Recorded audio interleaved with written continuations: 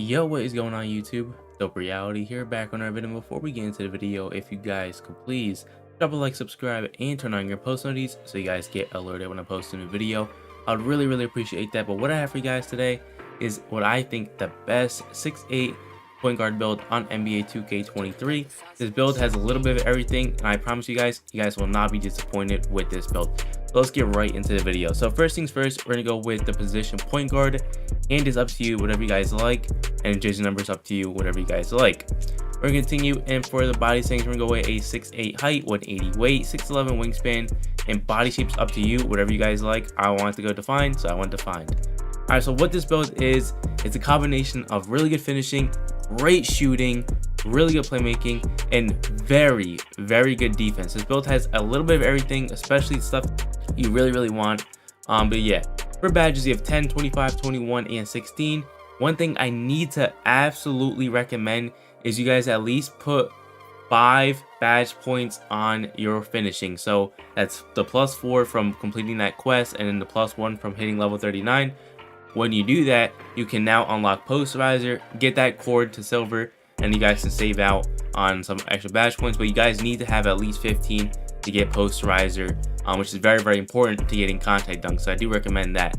But for attributes, you have 52 close shot, 69 driver lamp. I don't think it's all that worth it to have those up, so I didn't really touch it.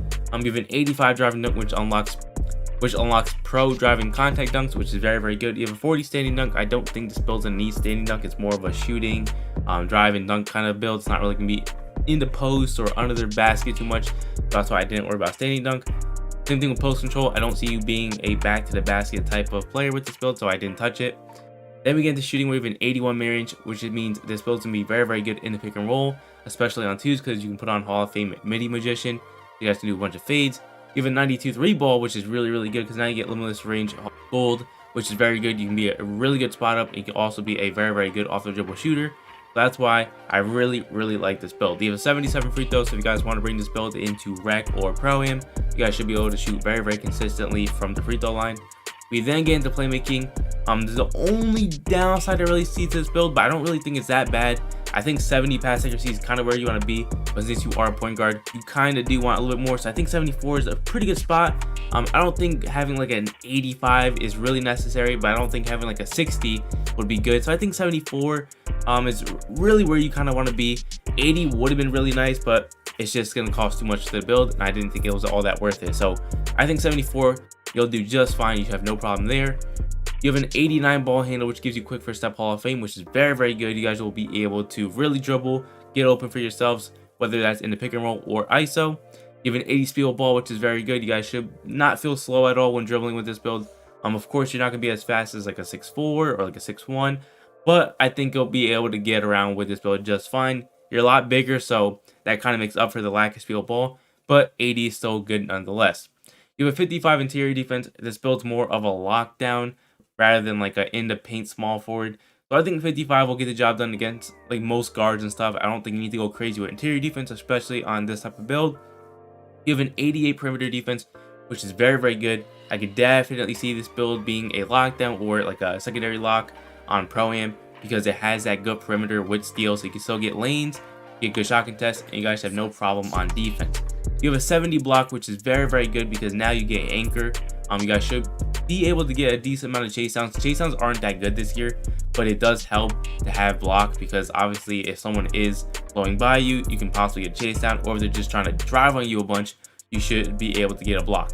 You have no offensive rebound, not really gonna be in the paint unless you really wanted a pick and roll build, but I don't recommend it. And then you have a 63 defensive rebound, which is very good, which means you're gonna be able to actually like get rebounds against smaller players. Now it's not obviously like center level, but it's not bad nonetheless, so I do recommend it. But it's not gonna be something you guys should like go around bragging about. It's not gonna make that big of a difference, but it will make a difference. So anyway, now we have physicals, where you have an 85 speed, 82 acceleration, 38 strength.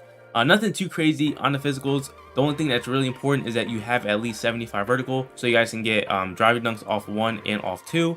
And then you have an 88 stamina, which is nothing crazy. I don't think stamina is going to be that major. I do think it is good to have, but I don't think it's all that crazy. Once people learn how to dribble without using those like crazy moves and stuff, you actually don't burn through stamina as quick as you might think. So I think 88 is kind of where you want to be. 80's kind of pushing it for a guard. But I don't think you need 99. I don't know why people make like 99 stamina builds. I don't think it's all that worth it. I think 85 to 90 is kind of where you want to be for all builds. So yeah, unless you're like a 7-3. 7-3 you can kind of get away with like an 80 because most of the time they're not doing too much running around. But yeah. And then for takeovers, you have shot, sharp, play, and lock. Once you guys get Mellow Mentality, you guys can change it whenever you want. But for right now, I would like Limitless Range because I think it's going to be the most effective, especially for getting badges and stuff. So that's what I went with. And then for the name, you actually get a pretty cool name. Nothing super crazy, of course, but it is something that you probably won't see too often. And you get the two best players in the NBA, Lonzo Ball and LaMelo Ball. And the name, of course, is going to be a two-way shot creator. So that's it for the video, guys. Hope you guys did enjoy it. I'm trying to get these videos out quick because I'm going on vacation for a couple days, so I won't be able to make videos. So I'm just trying to rush and get them out before I go take my flight. So that's it for the video, guys. Thank you guys so much for watching, and peace.